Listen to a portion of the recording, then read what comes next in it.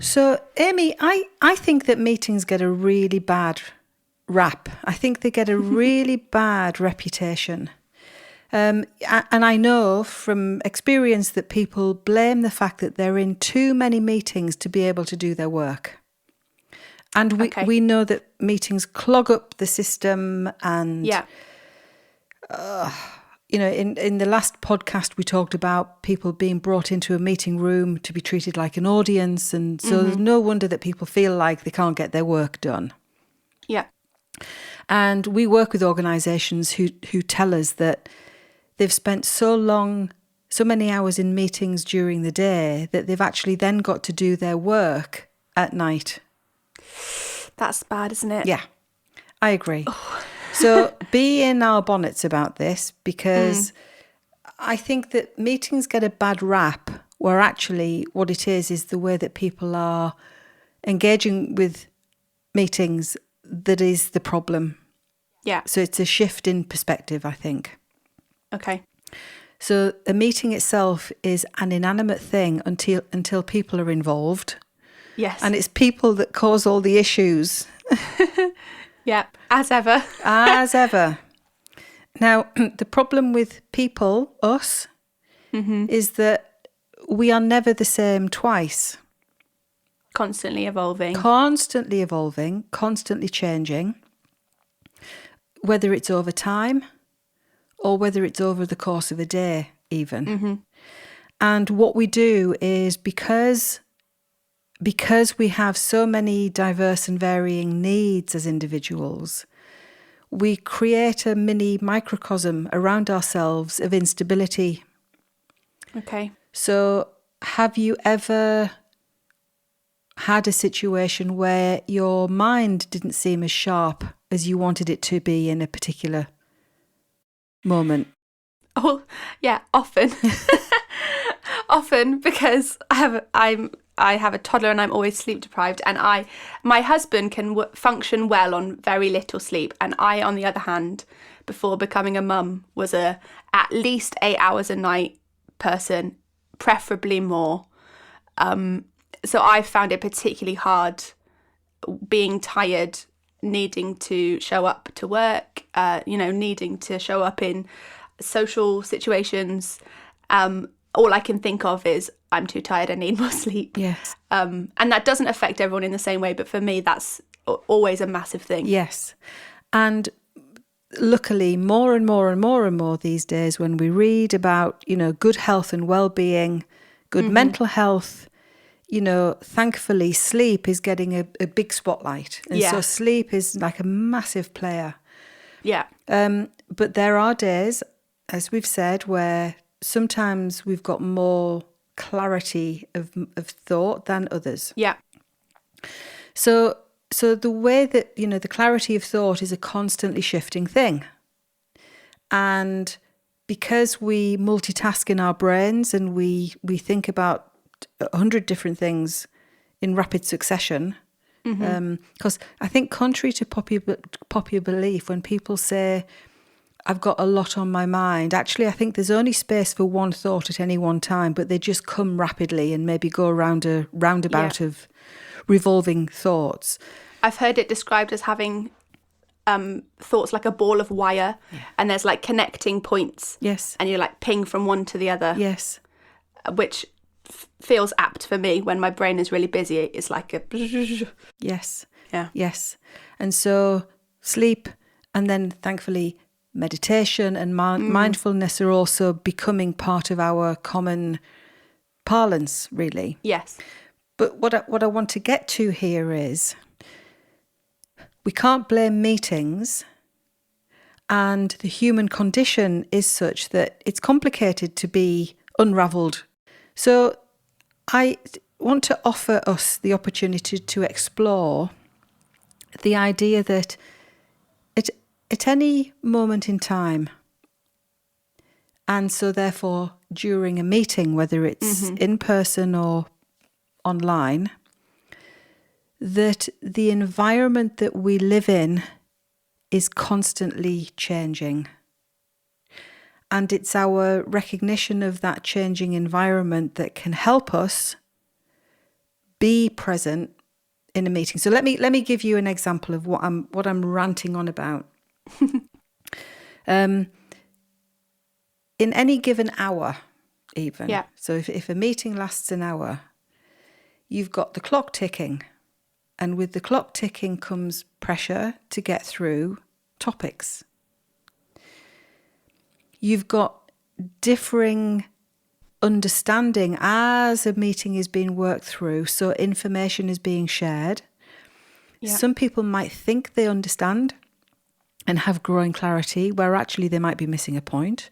Other people might feel that they're lagging behind. And so as the hour progresses, you've got shifting levels of understanding, so that is always on the move.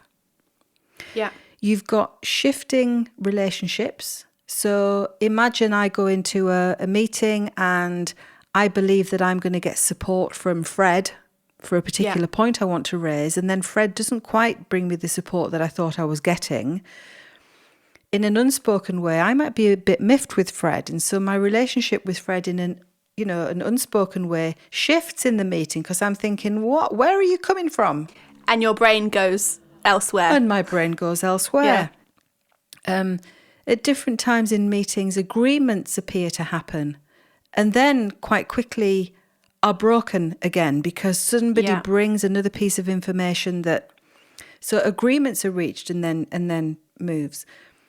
Stamina, maybe because of lack of sleep or I'm tired, it's at the end of the day. Notoriously, decision-making in meetings is much less effective in the afternoon or just after lunch than it is when people are maybe a bit sharper first thing in the morning. So stamina really plays a part in this shifting environment. Hunger. Yeah, I was going to say, if it's nearly lunchtime. People are peckish, it's distracting, and that has an impact on blood sugar.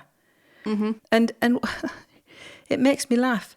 In the in-person meeting environments and these wonderful meeting spaces that we find in these, great meeting venues and hotels and so on, what do they want to put all around the meeting room? Is croissants and pastries and sweets and sugary drinks and then we wonder why, it contributes to people's energy level. And, I've seen people nodding off in a meeting and because they're having a blood sugar dip. Well, they might be, and sometimes it appears to be just rude. But the poor people might be responding to the fact that they're... So what I'm offering here is an idea that in any moment of any day, and particularly in meetings, the environment is unstable. Yeah. So I'd like us to kick that about, if that's okay. So... do you have any examples off the top of your head where you were in a meeting and you could really see that the meeting was being affected by any of these human factors? Yeah, I mean, every time actually. So I think the biggest one is time. Okay. And what happens is that somebody will say, we need a meeting to discuss this. They'll then either book a Teams call online or they'll book a meeting room. They'll get people around. They'll write a list of things to talk about and call it an agenda, put timings to it. Yeah. And then it's like a gallop against the ever-reducing time on the clock. Because they've inevitably shoved too many things on that list. Because there's too many things on the list. And it makes me think about, imagine somebody, a painter and decorator. Amy, we use a lot of analogies in our conversations, don't we? It helps us understand. Yeah, it's true, yeah. But imagine a painter and decorator. And a painter and decorator who's skilled at their craft will know how much paint they need to paint a wall. Yeah. But somebody like me will get a can of paint, realise I'm running out of paint. And so what that causes me to do is to paint quicker. Spread it thinner across the wall. Spread it thinner. Yeah. And do it quicker. The less paint that's in the tin, I'll paint quicker. Yeah. Which is crazy. Of course it's crazy, but I do it because I'm not experienced. Now, it's the same really with people in meetings. So the conversation quality gets thinner, and the chances are that people will go at it quicker, thinking that they're being more efficient, but really and truly they're not. And so the pressure of time affects people in that way. And that I see a lot. A lot. Okay. And when I think about that is quite often the need under time pressure to bring a topic to its conclusion, so to converge on a decision, is what people think is the holy grail of that topic agenda. So we need to get an agreement and then move on. But it is equally as legitimate to purposefully leave a subject unfinished, undecided, consciously, purposefully, to say, well, we did run out of time. It's all right, but this is where we've got to. Yeah. Give ourselves the opportunity to think on it, to reflect on it. And next time we will pick it up from this point. We'll hear overnight reflections or reflections of a week or something. Mm-hmm. We'll pick it up from here. And quite often, to leave a topic unfinished is better than trying to paint quicker and spread out the conversation thinner. Yeah. Have you ever been involved in meetings where, because of all these unstable entities that we're discussing, tiredness or illness or family emergencies, where someone's just completely changed what the plan was because of the people in the room? Does that make sense? I think so. And do you think that that's appropriate? What do you mean, to be flexible? Yeah, so I'm thinking, for example, the example I've got in my head is me and you jumping on a Zoom call for a meeting, me saying to you asking how I am, and I've said, actually, Helen, I'm really tired because my son was up 4 times in the night. And there's been multiple occasions where you've said, Amy, do you need this meeting to happen at another time? Yeah.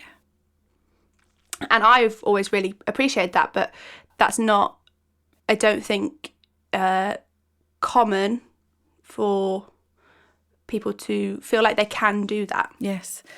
Interesting. I think you might be right. I think it makes absolute common sense to do that, but it's not common practice. Mm-hmm.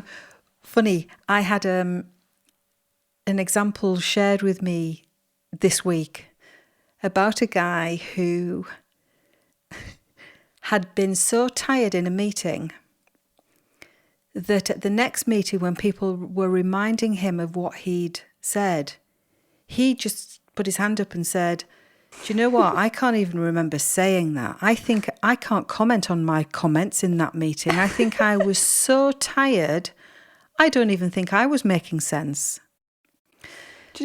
Helen, are you a Friends fan? Do you watch Friends? I used to, but I watched, it was when it was the first time around. But yes, I know Friends, yeah. So there's a bit where Chandler's at work and he's so tired because I think it's because him and Monica have been trying for a baby or something. He's got all this stuff going on. He's so tired. He falls asleep in a meeting and he wakes up and agrees to move from New York to Oklahoma.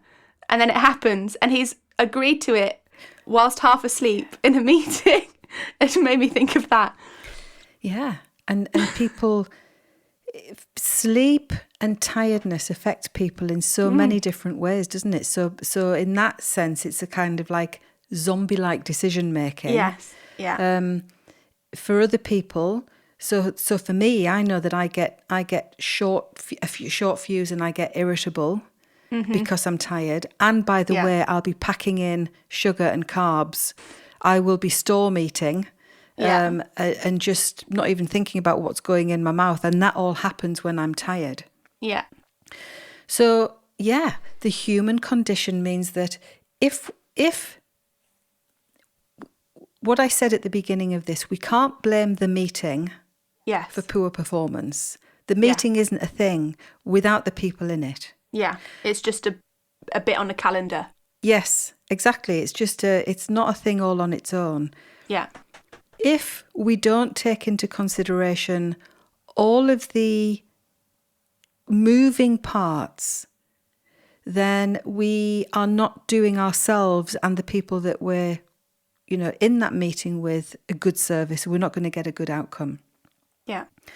So another one to bring up is that, when we touched on this earlier, is people's minds wander. So you described, the wire ball of thought. And I was saying that a thought people say I've got a lot on my mind. And the truth is that you can only ever have one thing going through, but it can come really quickly. Yeah. And people's minds, we are unruly. We've talked about this before, where I don't want to be. I'm a creative sort of person. So are you. Mm-hmm. And so to force either you or me into a tight, time-bound list called an agenda, and force us to work in a sequential way down a timed list is probably the worst thing that you and I could ever imagine. Yeah. For others, people on our team and people that we work with, to have structure and that timed list is the most important thing. And so to recognize that a timed agenda isn't going to do it for all. And the rebel in you and I and people that we work with will always look for ways to break free. Yeah. To bring other examples, to want to explore something in a bit more detail. To offer a challenge. Yeah. You do this all the time with me, to offer a provocation or check with me. How do you know that? Can you give me an example of that? So the rub comes, I guess, between people in meetings where you've got the people who feel safe within that timed agenda and the people who feel constrained about it. But for both types, we still have unruly minds. Yeah. There is a poem that I love, and for the life of me, I can't think of the full name of the lady. I think somebody Mitchell. We will put it in the show notes. Okay. The poem is called People, Etc. And there's a line in the poem, or there's one of the stanzas that talks about people are fun to notice. Their eyes take off like birds away from their words. Yeah. And I see this in meetings all the time. People will say something, and even they who are saying it, their eyes will take off because they're thinking of something else. And then the people around the table, to get people to concentrate and stay concentrated on a subject matter without their eyes and minds taking off like birds away from that is it's a hard thing to do. Yeah. So how do you do it? Well, so it caused me to think about it a bit and realise that that particular poem is organised around the senses. Yeah. So it works through people are fun to see, people are fun to hear, people are fun to taste. I mean, it's a quirky poem, but it's about the senses. Yeah. And it reminds me that not always do people have full access to all of their senses. So oftentimes we will assume that people in virtual or online meetings, have the benefit of sight and sound, that they're able to engage. I mean, that would be a whole other podcast for us to explore. Yeah. How accessible online meetings as well as in-person meetings are for people who don't have access to all of those senses. So that's a thing. Yeah. But assuming that accessibility is something that we've solved or have attended to. Yeah. The surefire way to get people to really concentrate and to be engaged is if each person really knows why they're needed in that meeting. Okay. So just to be on the addressee list as rent a crowd Yeah. is a way to make people turn up, act as an audience, potentially, Yeah. and not fully be participative. Whereas if you know that I need you in this meeting, Amy, because I really want you to provoke me. I really want you to be calling out. Yeah. Helen, how do you know you're right? Helen, what might you be missing?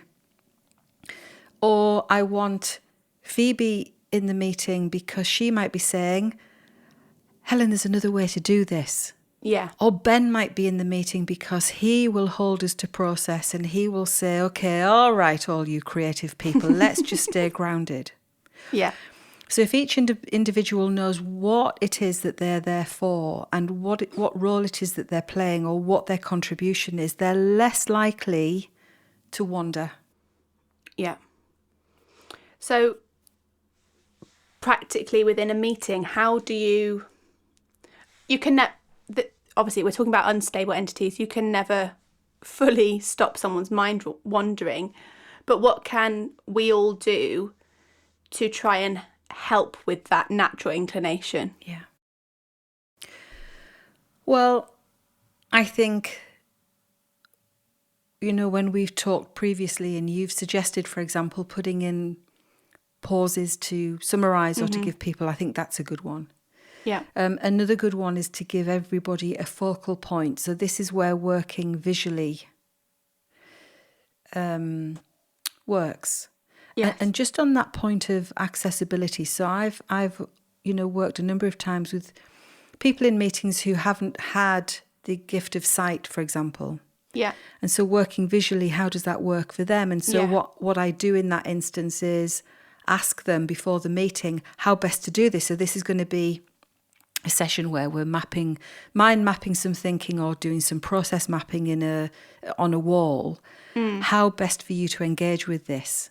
And that each person will give you a different answer. So to make a different personal answer, to give them visibility in the way that they need to. But to give people visibility as a point of reference, so working into a visual space like Miro or Mural in the virtual online world or on the wall, putting up a record or getting people to work visually together does a number of things. It's active participation, active engagement. So people are busy and engaged in the act of collaborating, which gives us more option for people to stay fully engaged because they're taking part physically. Yes.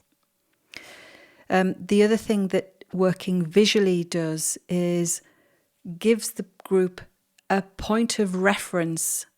So let's imagine that we've tracked a conversation during the first hour of the meeting and now we are actually here.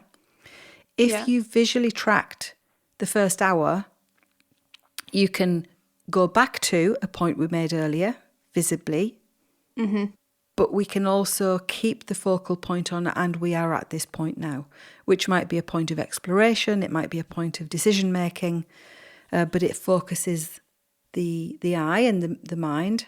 Yeah. And then the final thing is, let's imagine you are bringing me a complex thought, which you do quite often. You'll throw something in that gives us all cause to, okay, let's have a think about this one. In order for you to feel heard, if your complex thought is shared in words on a post-it or on a chart somewhere, there's a better chance that you as the offerer of the thought feels heard because your idea has gone up. And it gives the group listening to you chance to actually see what Amy meant. Yes. Because if as the facilitator, I write up what I think you meant and I've got it wrong, I know you're going to tell me. So you will clarify, actually, Helen, that isn't quite what I meant. I meant this. Yeah.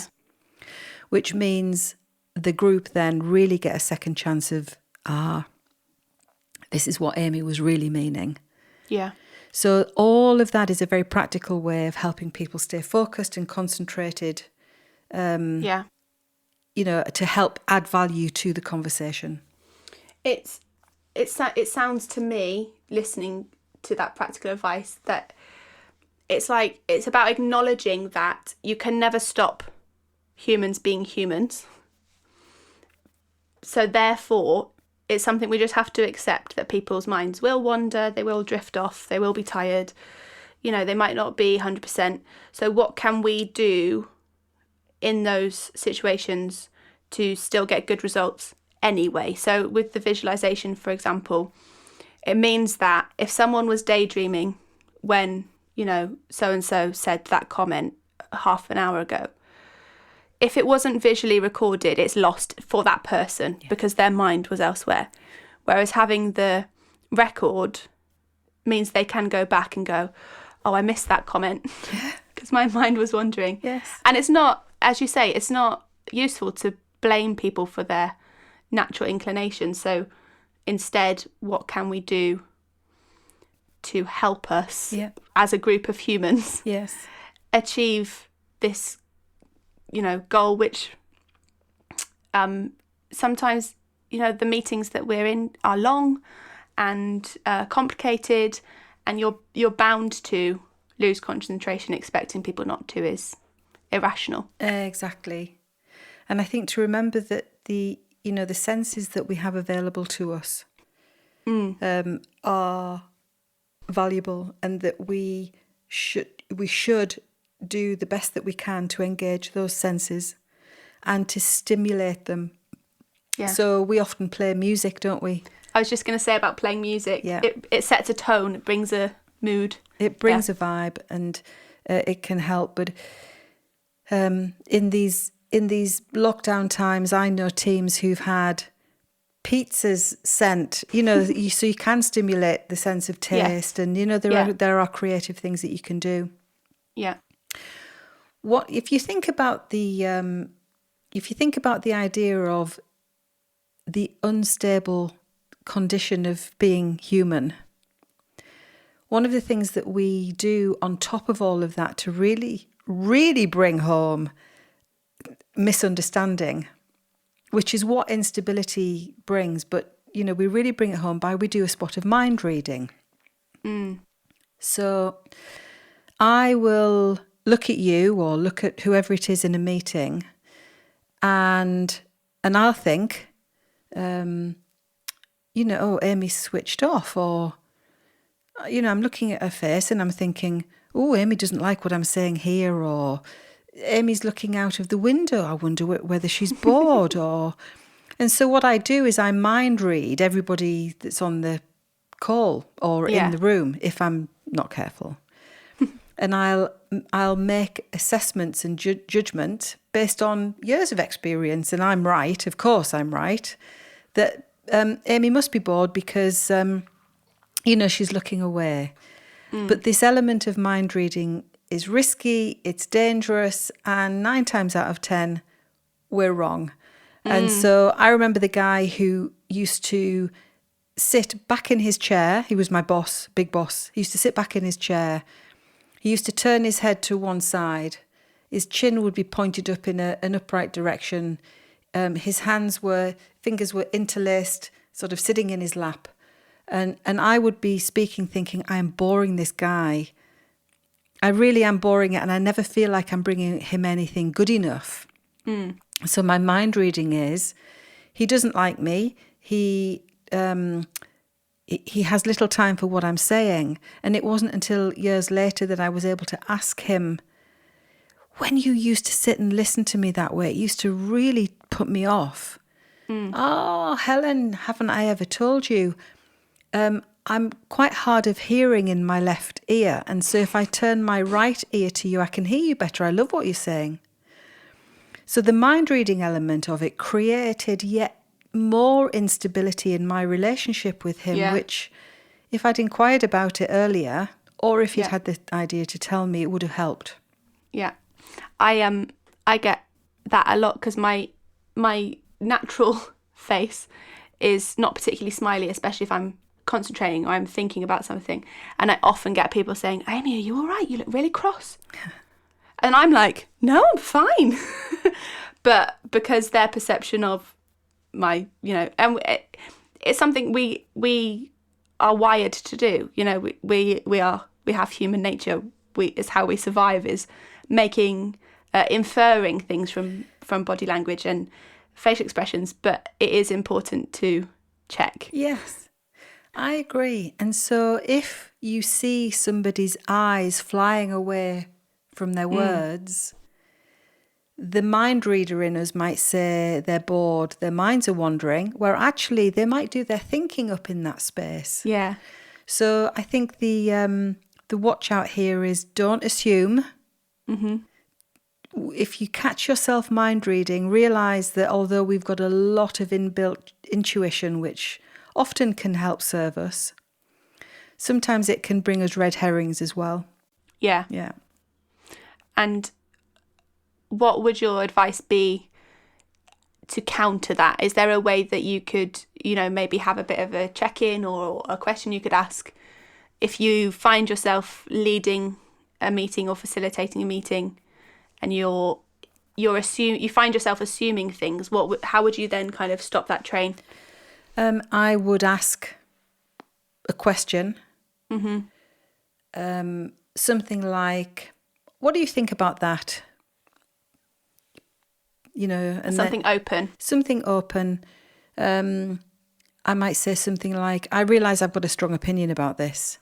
Yeah. You might see it differently. What do you see? What are your thoughts? What are your reflections? Where do you think I might be getting this wrong? Is to ask that question. Try and not put your own filter on it too much. Yeah. So this idea of instability, I just think that if it's true, which I think it is, that everything is energy, which I know you have thoughts about. Yeah. Energy, I think, is best when it is able to flow. Yeah. When it's able to move. And when things like strict agendas, like really nailed down agendas, or even agendas that are way too loose to know what to do with them. Yeah. Too much restriction or too much freedom, I think, does things to the flow of energy between people that isn't helpful. So for me, the watch out is recognize that everything is energy. Energy shifts between human beings all the time, whether it's time, understanding, relationships, blood sugar, attention span, use of the senses, is make allowances for human beings and think about how to create the conditions for people to truly engage, rather than just say, it's a meeting, it's a problem. Yes. Switch it up and do something better. If you'd like to contact us, you can find us on Instagram and Twitter at TFP_meetings. Or you can head over to our website, thefacilitationpartnership.com.